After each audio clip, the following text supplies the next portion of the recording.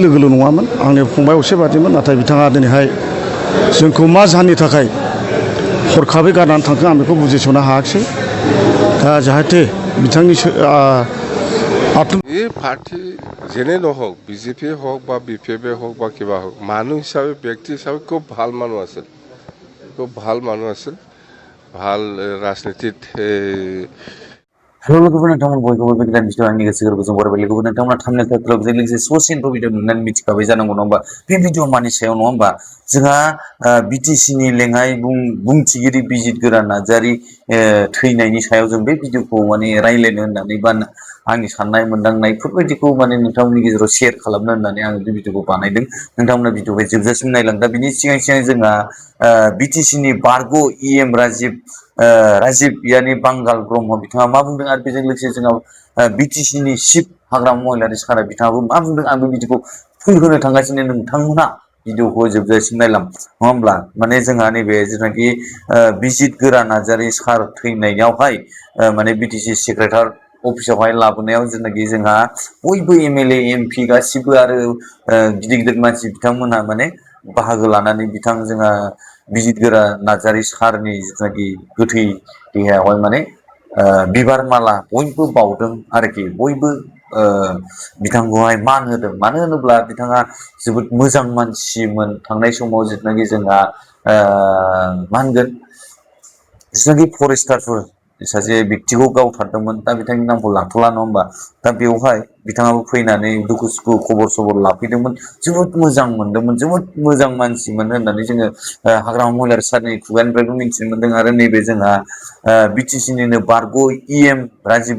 ब्रह्म बिथांनि खुगानिफ्रायबो जोङो ससियेल मिडियानि गेजेरजों मिथिनो मोनदों आरोखि लोगोफोर दा बेनो जाहैबाय खोथाया बिथांनि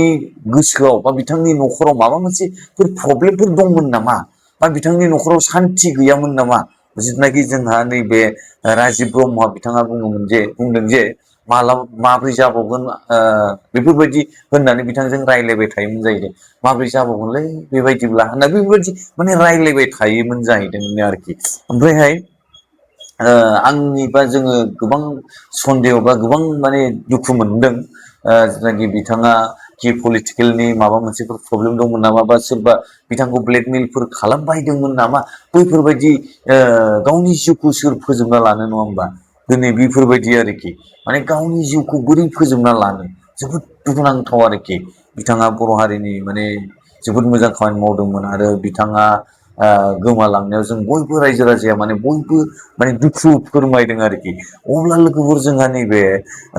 BTC नि बारग' EM राजिब ब्रह्म बिथाङा मा बुंदों बै भिडिअखौ नायनानै दसे सम नोंथांमोना नाय बिनि उनाव जोंहा हाग्रामा महिलारि सारा मा बुंदों बै भिडिअखौबो नोंथांमोननि गेजेराव आङो लानानै फैगोन अब्ला लोगोफोर जोंहा नैबे बिथां सार बुंनायखौ नोंथांमोन नायदो फंबाया खालि राजनितिल' नङामोन गोदोबो आबसुनिनो बिथाङा नेतामोन आरो बिथाङा आंनि खालि राजनिति लोगोल' नङामोन आंनि फंबाय असे बादिमोन नाथाय बिथाङा दिनैहाय जोंखौ मा जाहोननि थाखाय हरखाबै गारनानै थांखो आं बेखौ बुजिस'नो हायाखिसै दा जाहाथे बिथांनि आत्माया जाहाथे सोरगोआव आलो गोजोननि जायगा मोनो बेखौ आङो आर'ज गाबबाय बिथांजों आङो सानसे सिगांल' आङो रायलायदोंमोन माखासे अफिसियेलि खामानि आरो बिनि 15 साननि सिगां जोङो सानैजोंनो जिरायनानै जालायदोंमोनबो गावनि क्वार्टाराव गोबां लोगोफोर दंमोन नाथाय बिथाङा इसिबां आंजों लोगोब्लाबो गावनि सिंनि दुखुखौ माब्लाबाबो फोरमायफेराखै ओंखायनो आं दिनैहाय हमनो हायाखिसै बिथाङा सिङाव मा दुखु दंमोन नाथाय बिथाङा सासे बिराद मोजां मानसिमोन थगायनो रोङामोन बयखौबो अनोमोन बयजोंबो रायलायोमोन आं गोबाव समनिफ्रायनो आं लोगो मोनबोनाय सानैजों जोङो BPFबो खालामदों BJP खालामदों लास्टआव दा बिथाङा दिनैहाय मैया हरनि 6:30 7टानि गेजेराव हारसिङैनो जिउ फोजोबनानै लाबाय बे जोंनि थाखाय जोबोद दुखुनांथाव आं बिनि सोमोन्दै आं जेबो मिथिया बिथाङा माब्लाबाबो आंनि सिगाङाव बेफोरखौ फोरमायामोन खालि मोनसेल' खोथा बुंबाय थायोमोन मारै सोलिबावनांगौ आंखौ बुङोमोन सोलिगोन माबा मोनसे सम फैगोन समाथ' एखे थाबाय थाया नोंथाङा दज' हमनानै था बे खोथाखौ आङो बुंदोंमोन आरो बिथाङा खेबसे 20 दिननि सिगां टाइमखौ एक्जेक्टलि बिथाङा जोंनो पिकनिक जानोबो थाखा होलांदोंमोन जों बेजोंनो एसे एनै जों पिकनिकबो जादोंमोन साथाम साब्रैसो लोगो नांनानै बिथाङा गाव जानो होननायखाय जों सरलपारायाव थांनो होननायखाय गावनि थाखाय बानायदोंमोन नाथाय हरखाबै गुवाहाटियाव मिटिङाव लेंहरनायलाय बिथाङा जोंजों थाफानो हायाखिसै बिनिफ्राय जोबखांनायनि उनाव 6-7 दिन उनाव बिथाङा आंनि न'आव फैदों न'आव फैनानै आंनि वाइफजोंबो मोजां रायज्लायलांदों साहा बिनानै लोंदों नारेंखल दाब लोंलायदों जों सानैजों बेनिफ्रायनो आं बिथांखौ लोगो मोनाखै आरो बिथांनि फना खिन्थु आं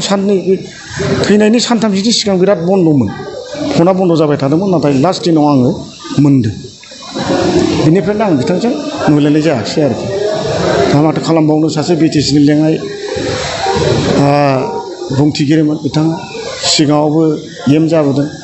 बिथाङा खेब्रै देरहासारनानै बे बिटिसि सरकाराव MCLA जाबोदों एम जाबोदों लेङाइ स्पिकार जादों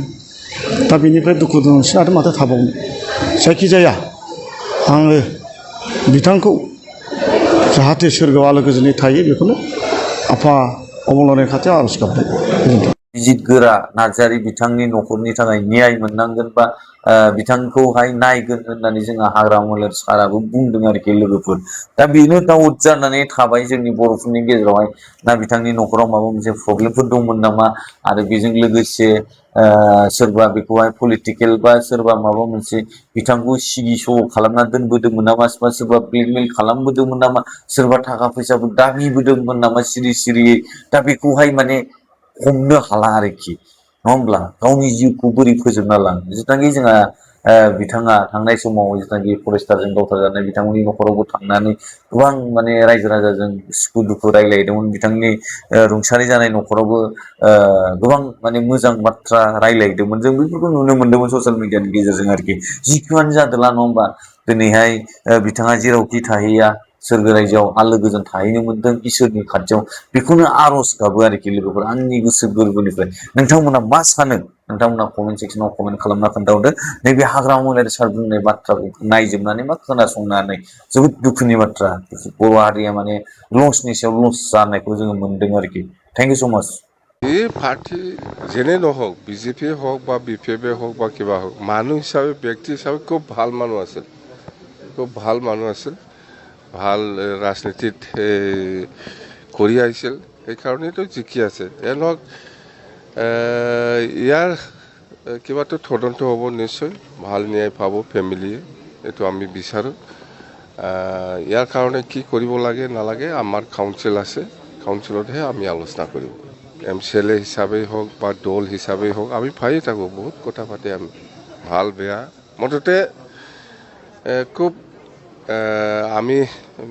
চক কৰিছোঁ যে সেই এনেকুৱা ঘটনা হোৱাটো আমাৰ কাৰণে দুৰ্ভাগ্যজনক আৰু আমি এইটো বিচৰা নাছিল